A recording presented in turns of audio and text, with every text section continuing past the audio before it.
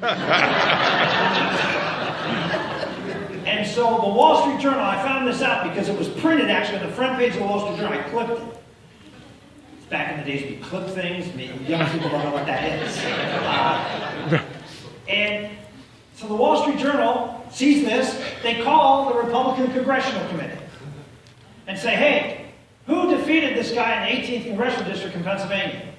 They didn't know my name in Washington, D.C. among Republicans. And so that was printed in the Wall Street Journal. That's how much of a long shot I was. Well, then I won again in an impossible election. My district was eliminated. They put me in a new district because my old district got sent to probably East Texas. And so I had to run against another a Democrat, won that. Then I ran for the United States Senate against another incumbent Democrat in Pennsylvania. And I won that. So during that 5-year period of time, I was the busiest man in the world. I mean, I was just running, ambitious, trying to claw, get to the top. I got to the United States Senate. Just so you understand, my father's an immigrant to this country. He was a government worker. I grew up 18 years in federal housing. I came from nothing, right? And at 36, I'm a United States Senator from one of the biggest states in the country. It's a great country. America's a great country. Okay? But I get there, and as this busy man, and now I have a 6-year term. And it dawned on me after I was there for a while, okay, why am I here? Because by all accounts, I have no business being here. I mean, the improbable path for me to be here is just, one of those exponentially improbable events. But here I am. And so 2 things happened to me. Number one, I ended up moving my family down to D.C. because the Senate schedule was a very, very long and arduous one, and I would never see my family if they lived back in Pittsburgh. So I moved my family down to D.C. That gave me the opportunity to go to a new church. And I found a church close to my house where there was a priest who, for the first time in my life, preached the gospel. I mean, blew me away. Just sitting there with the fire he had, and the vision and the understanding and how it reached my head and my heart is like, wow. I remember walking out of the church, and all I could think of was how ticked off I was. That after 36 years in going to church, this is the first time I hear somebody preach the gospel. I was at a church the other day in San Diego on Pulpit Freedom Sunday. The pastor went up and said, there was a survey done a couple months ago by a research group called Barna, and they surveyed pastors in America about what their feeling was on a variety of issues, everything from life to marriage to contraception, you name it, all of these things. And they asked the question to all these pastors and whether they had a biblical worldview on these issues. It turned out that 90% of pastors who answered that survey had a biblical worldview on all of these moral issues. That's a good thing.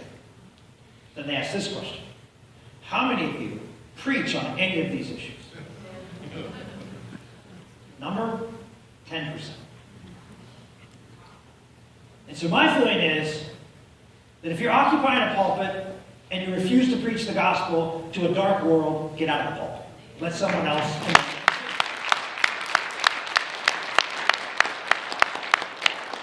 Because we can't afford you anymore. We can't.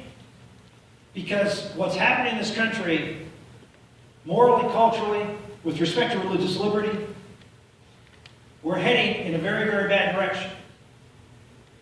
And I know the impact. So I ask you, I challenge you to do something. I share you my example of someone who was doing something, but not on anything I was talking about. Until that pastor touched me to another thing. So you don't have to be a pastor. And this is the second part of the story. The other part of the story was, I was walking down the hallway 6 months into my term, and a senator from Oklahoma went up and put his arm around me and said, "Hey, Rick, we have a Bible study here every Thursday. Why don't you think about, would you think about coming to the Bible study with me?" Now, he wasn't a particularly good friend of mine. It was not like he was not a friend, but he just wasn't a close friend. But he stepped out as just an ordinary person and reached out with the Word of God.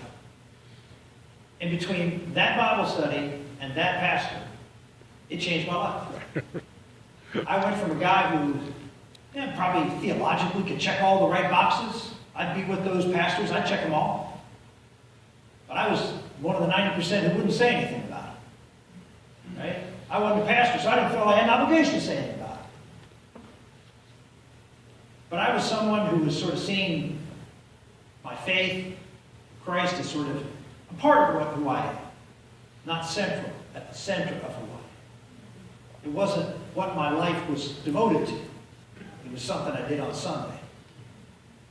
And when that transformation happens, well, I mean, it just blows your life away. It sort of stinks. Right. You're just off doing your thing. And then all of a sudden you realize there's another path. And you find out, after struggling with it a while, it's a better path.